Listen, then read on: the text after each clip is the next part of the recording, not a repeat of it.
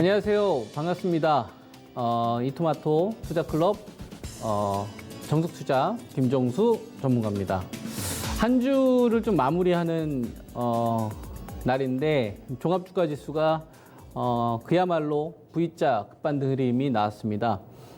우리가 주식 포지션을 좀 취하셨던 분들은 저가 매도만 하지 않았다고 한다면 그래도 좀 손실을 좀 빠르게 많이 하시는 분들이 좀 많이 있었을 것 같고요.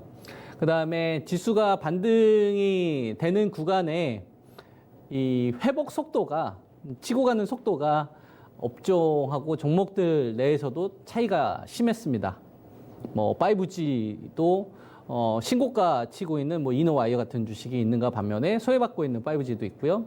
그 다음에 전기차 관련된 주식들은 그래도 이번 주에 거의 그 가장 높은 상승률이 좀 나오지 않았나. 뭐 삼성 SDI를 비롯해서 에코프로비엠, 그 다음에 LG 화학 이런 주식들이 이번 주에 상당히 좀 급하게 올라간 흐름이 나왔었고요.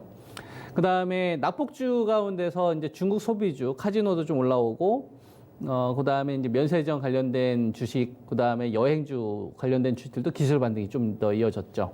그 다음에 뭐 현대자동차나 이런 제조업체들도 좀 기술 반등이 좀 이어졌었는데 가장 좀 눈에 띄는 부분은 전체적으로 좀 힘의 균형이 거래소 쪽보다는 코스닥 쪽에서 이 뭉칫돈들이 좀 움직이다 보니까 여기서 좀 수익률 게임이 좀 화려하게 좀 펼쳐진 부분들이 있는 것 같아요.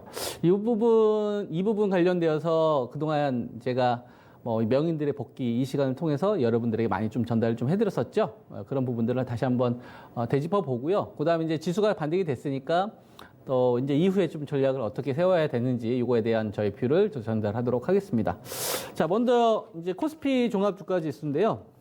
코스피 종합주가지수는 이제 1840을 기준으로 제가 제시를 해드렸었죠. 1840을 기준으로 이 1840이라는 이 숫자가 가지고 있는 의미, 요거에 대해서 이제 제가 방송 통해서 많이 이야기를 좀 해드렸었죠. 이 숫자를 한번 제가 입력을 해보도록 하겠습니다. 1840선. 그죠? 요 자리죠, 요 자리. 예. 1840선을 기준으로 이제 제가 좀 제시해드린 전략은 이제 여기서부터는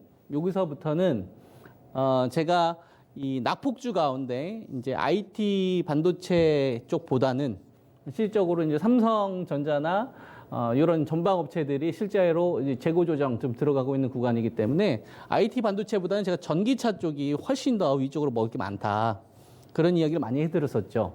그죠? 그래서 1840 요 구간부터는 이제 이슈나 좀 모멘텀 플레이로 올라가는 구간인데 IT 반도체는 이제 오늘 이 미국 이 길러드사의 총 7개 프로그램 가운데 이제 두 번째 이 123명에 대한 임상실험 환자에 대한 좀 효과가 좀 있었더라. 이런 내용이 좀 언론에 노출되면서 전체 시장 좀 떠받쳤던 것 같고요.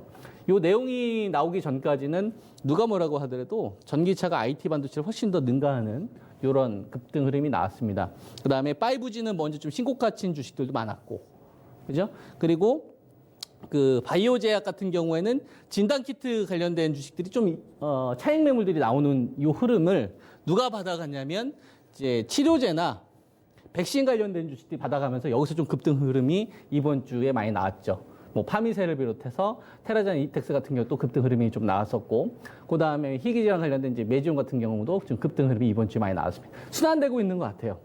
그죠? 순환되고 있는 것 같고, 그 다음에 전체적으로 보면 이슈나 이제 모멘텀 플레이가 코스피 쪽보다는 코스닥 쪽에서 계속적으로 자금들이 좀 뭉칫돈들이 좀 들어오고 있는 게 아닌가. 그래서 저항인데 이 저항을 쉽게 넘어가는 주식들이 제법 나오고 있습니다.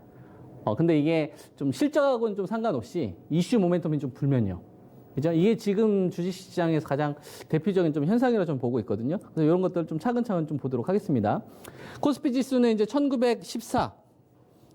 이제 1840 이후는, 요거 이후는, 제가 이제 1900선에서 이제 2020선, 요런 이야기 해드렸었죠. 근데 요거는 언제 갈지 모르겠다라는 말씀을 좀 드렸어요. 근데 이게 생각했던 것보다 빨리 온 거죠. 네, 렘데시비르에 대한 코로나 치료제에 대한 좀 기대감이 이 반등을 나온 것 같고, 이 구간에서는 계속 좀 눈치를 볼 것 같습니다. 실질적으로 치료 관련된 부분들이 나와서 이 시장에 억눌렀던 이 자금들을 다시 좀 집어삼킬 수 있을 만한 상황으로 좀 변모가 될지, 아니면 요 구간에서 그냥 저항을 다 돌파하면서 그냥 넘어가주는, 갑자기 좀 치료제가 렘데시비르 이외에 나머지 쪽에서 나오는 뭐 이런 식의 흐름에 의해서 이제 돌파가 될 수도 있고요. 그러니까 여기서 생길 수 있을 만한 변수는 되게 많습니다.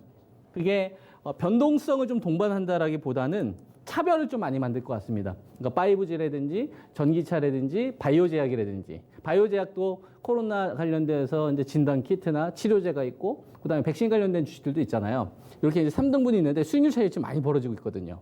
그러니까 이제 허하고 실이 좀 나눠지고 있는 구간이고, 그다음에 기술 반등을 좀 시도하고 있는 주식들도 좀 버거워 보입니다. 그러다 보니까 지금 구간에서는 말 그대로 이제 종목 장세 구간인데 어디서 수익률 더 얻어갈래?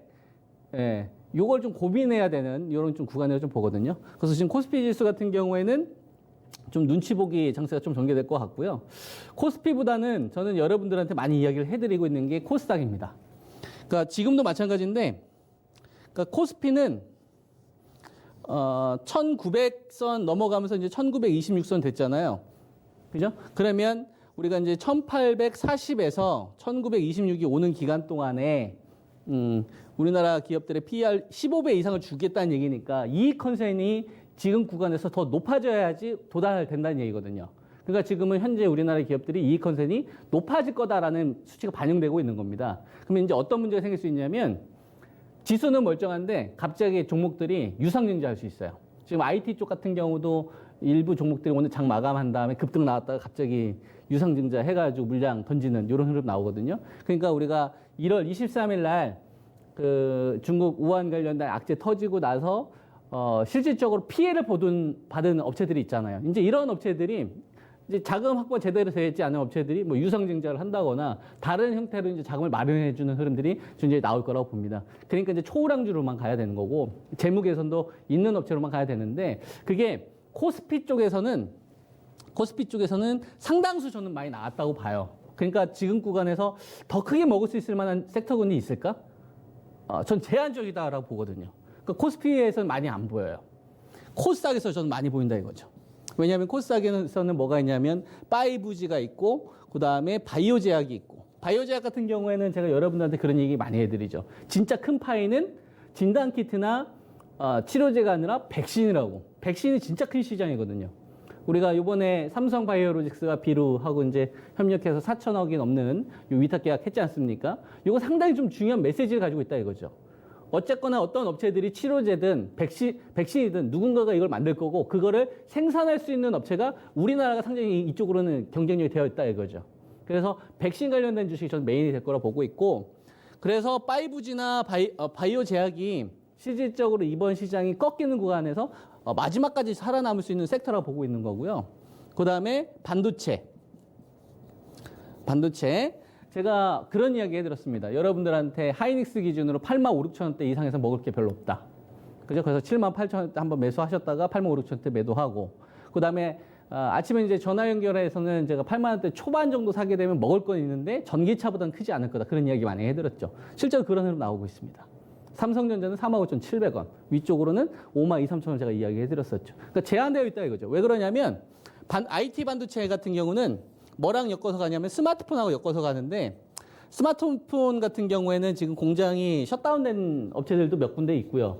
그 다음에 소비가 갑자기 살아날 수 있는 구간이 지금 전개되지 않습니다. 그러다 보니까 삼성전자를 예를 들면 갤럭시 20 같은 경우도 안 팔려서 120만 원짜리 지금 뭐 10만 원대 팔고 있거든요. 그리고 낸드 같은 경우도 보면은 삼성전자가 낸드 이 재고 축적 이거 조절하려고 낸드 가격도 지금 고객사들한테 낮춰서 판매하고 있거든요. 근데 고객사들이 지금도 안 삽니다. 더 떨어질 거로 보는 거예요. 그러니까 종합주가 지수가 2240선에서 1440선까지 800포인트가 빠지는 이 기간 동안에 서버 디램 요 가격이 선방해졌었던 흐름 때문에 그나마 이제 IT 반도체에 대한 이익이 좀 담보가 됐는데, 이게 하반기는 조금 다운된다 이거죠. 그래서 IT 반도체는 정말 싸게만 사야 되는 거고 절대 따라가면 안 된다고 보고 있는 겁니다. 그래서 IT 반도체는 경기 민감주다 이거죠. 경기 민감주. 그래서 IT 반도체는 이제 경기 민감주기 때문에 뭐 화학이나 철강이나 그다음에 뭐가 있을까요? 뭐 유통. 그죠? 그다음에 뭐 자동차. 얘네들보다 살짝 나은 정도지 메인이 될 수는 없다. 메인이 돼야 되는 거는 이번 구간에 수혜가 될 수 있을 만한 게 5G. 그러니까 뭘 이야기하는 거냐면 아이고요. 이거 왜 안 나옵니까?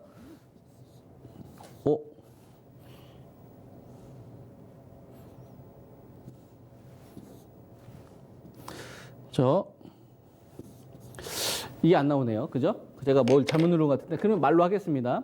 그래서 보면은 코스피 종합주가지수 기준으로 보면은 지금 이평선에 좀 걸리고 있는 흐름인데 이 자리에서 지금 돌파될 수도 있고 밀릴 수도 있고 여기서 나올 수 있을 만한 어떤 이슈나 변화에 따라서 달라질 수가 있는데 요거 생각할 시간에 코스닥에서 더 먹을 거 생각하라 이거죠.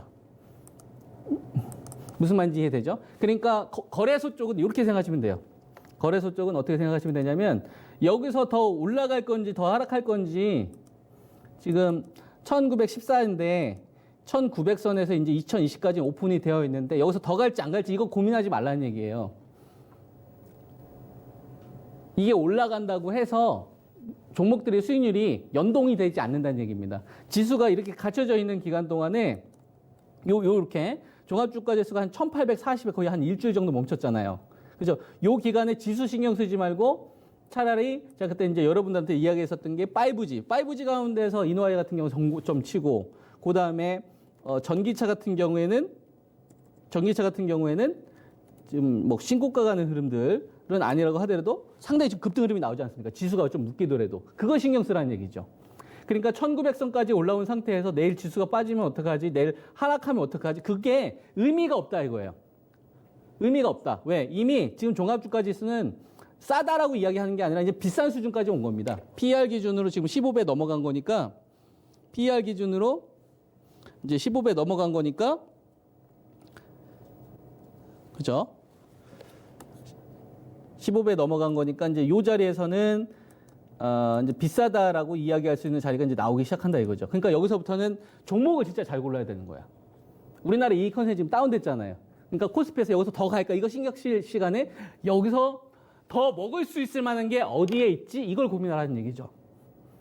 이해되죠? 여기서 꺾이려면 위험 신호를 주려면 지수가 여기서 올라가게 되면 어떤 신호들을 우리가 좀 체크를 해야 되냐면 대한항공, 항공주들. 그러니까 만약에 시장이 좀 흔들릴 것 같다. 그러면 항공주를 보는 거예요. 대한항공. 여기에 이제 아시아나항공은 제외를 좀 해야 됩니다. M&A 이슈가 좀 있으니까. 항공주들, 대한항공. 또 뭐가 있을까요? 뭐 하나투어. 이런 것들. 기술 반등이 나왔던 거. 중국 소비주들. 왜 이런 걸 봐야 될까요? 코로나19와 관련돼서 실질적으로 피해가 있다고 생각하게 되면 이런 애들이 제일 민감하기 때문에. 그러니까 지금 1920선까지 올라왔잖아요. 그럼 여기서 더 치고 가려면 이런 애들이 죽으면 안 되는 거예요. 근데 이런 애들이 죽는다는 얘기는 뭡니까? 위험 신호가 나온다는 얘기죠. 그러니까 그런 걸 보면서 위험 신호를 체크해야 된다 이거예요. 그리고 반도체 가운데서 삼성전자를 기준으로 보면 51,400원인데 제가 여러분들한테 이야기했던 가격대가 45,700원에서 사야지 먹을 게 있다는 말씀을 좀 드렸죠. 그리고 그게 아니라고 한다면 정말 먹을 게 없다. 위쪽으로 막혀있는 자리가 52,000원대에서 이제 53,000원짜리 제가 말씀을 좀 드렸죠. 이 자리는 지금 현재 반도체 가격이 디램은 바닥은 쳤지만 스마트폰에 대한 출하량이 다운되면서 삼성전자의 재고 조정에 따른 이익 감소가 나올 수 있는 구간이기 때문에 상당히 제한적이라고 보는 거예요. 그래서 52,000원을 넘어가기 전까지는 IT 쪽 같은 경우에는 상당히 좀 막힌다라고 봐야 됩니다. 그 다음에 하이닉스가 차라리 더 낫죠. 하이닉스가 84,100원인데 이거는 제가 고점하고 저점을 여러분한테 많이 이야기를 해드렸던 것 같아요. 첫 번째로 85,000원짜리에서 매도 의견 한번 드렸었고 그 다음에 78,000원대에서 매수 의견 들었었다가 또 85,000원 매수 의견 들었다가 매도 의견 들었다가 또 8만원대 초반. 아침에 이제 절대 전략에서 제가 그렇게 좀 사인을 드렸기 때문에 요 공간에 딱 수렴되죠. 이게 수렴되는 이유가 있습니다. 이 자리가 어떤 자리냐면 하이닉스가 디램 바닥 쳤을 때의 가격. 작년도 12월 달 초 요때 밸류 가격이거든요. 그죠? 그 다음에 지금 하이닉스 같은 경우에는 작년도까지만 하더라도 디램 매출 비중이 90% 선 정도 되고 낸드가 한 10% 정도 됐었는데 지금 이제 그 75대 25 정도로 해서 약간 좀 변화가 됐습니다. 그러다 보니까 디램이 매출이 90%였을 때보다 75%로 다운된 거니까 밸류가 작년도보다 낮아지는 게 정상이다 이거죠. 그래서 작년도보다는 밸류는 높게지더라도 이때 호황 때의 밸류를 다시 쳐줄 수는 없다. 이렇게 이제 보는 거죠. 그래서 아래쪽으로는 전 8만 원대 초반이 깨졌을 때가 다시 위험 신호라고 보고 있고요. 시장이. 그다음에 위쪽으로는 9만 원대 초반. 요 갭 메꾸는 흐름 사이에서 갇힌 흐름이 나오지 않겠느냐. 이것도 한번 좀 체크해 보시면 좋을 것 같고요. 자, 그다음에 반도체 쪽을 봤으니까 이제 코스닥 쪽 이걸 좀 보겠습니다. 자, 코스닥 쪽을 좀 보면 자, 코스피 같은 경우에는 지금 작년도 8월 달에 저점을 못 넘어갔어요. 이거 보게 되면은 여기를 못 넘어갔잖아요. 그죠? 여기를 못 넘어갔어요, 아직. 이제 막 닿았거든요. 그죠? 이제 막 닿았단 말이에요. 근데 코스닥은 제가 거래소보다는 코스닥이 훨씬 더 좋으니까 이쪽으로 하셔라라는 말씀을 좀 드렸죠. 그래서 막 차트를 비교해 드렸지 않습니까? 코스피하고 코스닥의 상황. 그래서 보면 작년도 상황을 비교를 한번 해볼 필요가 있을 것 같습니다. 그러니까 작년도 8월 달에 저점을 코스닥은 넘었는데 왜 넘었느냐가 중요한 거죠. 그리고 여기서 거래대금은 지금 코스피하고 비슷합니다. 덩치는 6분의 1인데 시가총액이 한 230조 되는데 시가총액이 뭐 한 1270조, 80조 되는 코스피 시장하고 거래대금 비슷하니까 돈이 이만큼 그만큼 많이 뭉치도 온 거잖아요. 그대로 쭉 올라왔단 말이에요. 그대로. 실전에서도 주력으로 가지고 있는 거 한 주도 안 팔았습니다. 코스닥 쪽 관련된 대표주는. 쭉 끌고 오는 거예요. 그럼 이유가 있을 거 아니에요. 어떤 이유가 있냐면 작년도 같은 경우 8월 달 보면 어떤 일이 있었냐면 여기서는 신라젠이 이제 데이터 조작 관련된 사건이 있었죠. 이것 때문에 바이오 제약에 대한 의심이 커졌었습니다. 불확실성. 그죠? 그 다음에 코오롱 티슈진이 문제가 있었죠. 그러니까 저 당시만 하더라도 바이오 제약에 대한 불확실성인데 불신에 대한 불확실성. 어떤 또 바이오 제약의 파이프라인이 분질러지는 건 아닌가? R&D가 또 사기치는 건 아닌가? 의심의 불확실성이었다 이거예요. 그래서 모멘텀이 없었던 구간이었다 이거예요. 작년도에는. 근데 올해를 한번 생각을 해봅시다. 작년도는 코스닥보다는 코스피 반도체가 메인이었죠. 그죠? 그래서 종합주가지수보다 반도체가 먼저 저점을 찍었지 않습니까? 코스피 지수는 작년도 8월 달에 저점 찍었지만 반도체 같은 경우 작년도 1월 달에 저점 찍었거든요. 낸드가 3, 4월 달에 바닥 치고 먼저 선제적으로 반응을 했단 말이에요. 근데 올해는 달라진다 이거죠. 올해 같은 경우를 보면 저 때도 불확실성이 있고 지금도 불확실성이 있어요. 코스닥을 보면 작년도도 불확실성이 있습니다. 파이프라인, 부정적인 불확실성이죠. 근데 올해 같은 경우를 보면 코로나19와 관련돼서 야 누가 진단키트 얼마만큼 수출할까? 야 치료제 이거 우리나라 업체도 참여하니? 백신에 요번에 이노비아하고 지금 국립보건원하고 아이브야 같이 하는 것 같은데 우리나라에 누구 들어가니? 삼성바이오가 위탁 계약했네? 야 이거 그러면은 숫자도 나오는 거 아니야? 단순 테마라고 하기에는 숫자가 찍히는 기업들이 나오는 거죠. 그러니까 코로나19와 관련돼서 치료제나 백신을 누가 개발할지 모르는데 이때는 부정적인 불확실성이 있었던 구간이고 올해는 긍정적인 불확실성이 있는 구간이니까 작년도보다는 올해 밸류가 높아지는 게 타당하다라고 보는 거죠. 그죠? 그래서 코스닥을 구성하고 있는 시총 상위 종목들을 보면 어떤 종목들이 있는지를 한번 잘 살펴볼 필요가 있습니다. 코스피 같은 경우에는 반도체 중심이지만 시총 1, 2하고 3위가 코스닥 쪽을 보게 되면 첫 번째가 셀트리온 헬스케어예요. 합병 이슈 있고 그 다음에 코로나 관련된 이슈 있고 그 다음에 HLB 자회사 통해 가지고 지금 코로나 쪽 관련돼서 진출한다고 하고 펄어비스, KMW, 스튜디오 드래곤 그죠? 여러분 생각 안 납니까? 해외 시장이 다 빠지고 있는데 전고점 치고 있는 녀석이 있어요. 해외에서 아마존 전고점 칩니다. 아마존 넷플릭스 전고점 칩니다. 말 나온 김에 좀 볼게요. 자 해외 시장 보면은 해외 시장 같은 경우가 이제 뭐 반등 나와봤자 지금 절반 정도 반등 나온 거거든요. 절반. 떨어진 거에 절반. 그죠? 그래서 나스닥도 마찬가지예요. 근데 신고가를 치고 있는 녀석을 보자 이거죠. 신고가를 치고 있는 녀석이 누가 나오냐면 넷플릭스가 신고가를 칩니다. 빠질 땐 같이 빠지다가 신고가를 같이 쳐요. 컨텐츠. 즉 코로나19와 관련돼서 앞으로 사회 경제적으로 많은 변화가 있을 거다 이거예요. 영화 보러 안 가고 그냥 집에서 드라마 많이 보고 여기에 투자 많이 하겠다 이겁니다.